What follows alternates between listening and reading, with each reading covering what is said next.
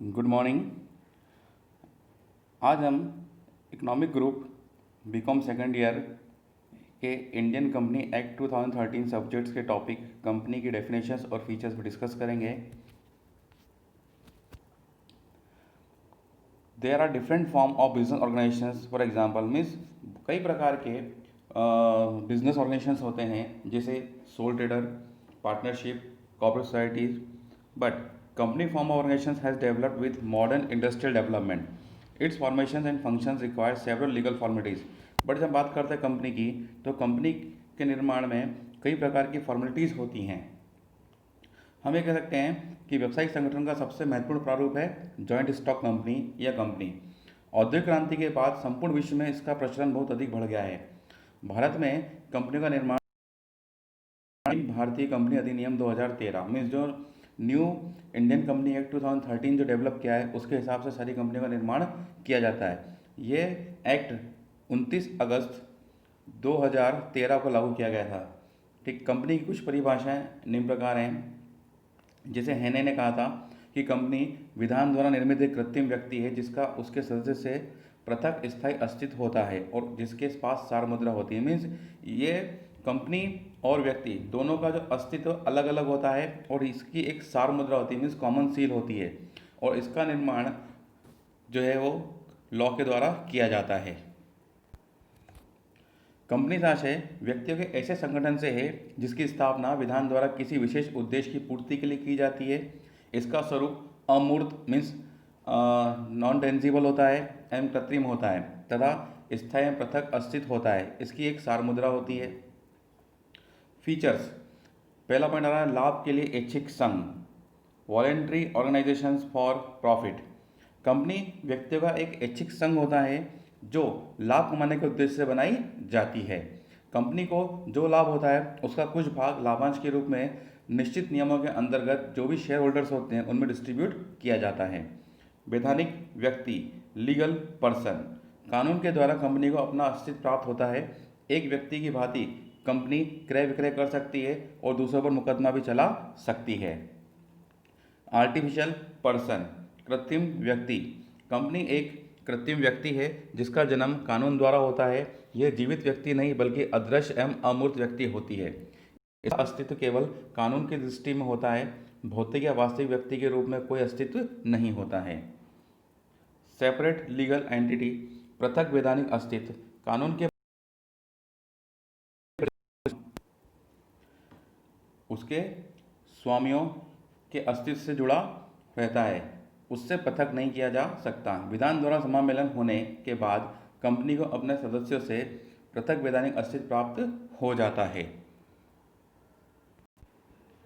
Perpetual existence, कुछ सदस्य company को छोड़ सकते हैं, कुछ अन्य सदस्यों की मृत्यु हो सकती है तथा नए व्यक्ति कंपनी के सदस्य बन सकते हैं। सदस्यों के इस निरंतर आवागमन का कंपनी का अस्तित्व पर कोई प्रभाव नहीं पड़ता है। सदस्य आते हैं, सदस्य जाते हैं, लेकिन कंपनी चलती रहती है। लिमिटेड लायबिलिटीज़, कंपनी अपनी पूंजी अंश पूंजी के रूप में प्राप्त करती है। इसके लिए वह अंशों का निर्गमन करती है, इसलिए इसे संयुक्त स्कंद प्रमंडल कहते हैं, जॉइंट स्टॉक कंपनी कहते हैं। वैसे कंपनियां दोनों प्रकार की होती हैं, अंश पूंजी वाली कंपनी एवं बिना अंश पूंजी वाली कंपनी। ट्रांसफर, हस्तांतरण, कंपनी के अंश बड़ी सुगमता से एक सदस्य द्वारा दूसरे सदस्य या व्यक्ति को बेचे या ट्रांसफर किए जा सकते हैं। इन ट्रांसफर का कंपनी के अस्तित्व पर कोई प्रभाव नहीं पड़ता है। डेमोक्रेटिक मैनेजमेंट, प्रजातांत्रिक प्रबंध। कंपनी का प्रबंध डेमोक्रेटिक प्रणाली के आधार पर होता है। एक कृत्रिम व्यक्ति होने के कारण, आर्टिफिशियल पर्सन होने के कारण कंपनी अपने व्यापार का संचालन एवं प्रबंध स्वयं नहीं कर सकती। कंपनी का संचालन एवं प्रबंध मीन्स मैनेजमेंट शेयर होल्डर्स द्वारा नियुक्त प्रतिनिधि जो रिप्रेजेंटेटिव होता है, जिन्हें हम संचालक कहते हैं, करते हैं। इस प्रकार कंपनी में स्वामित्व एवं प्रबंध अलग अलग होते हैं।